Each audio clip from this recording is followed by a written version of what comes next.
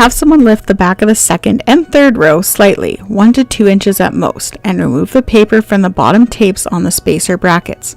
The front of the cages being securely fastened will locate them properly, and you can simply set the cage down once the paper strips have been removed. They will then be secured by the tape to the row below.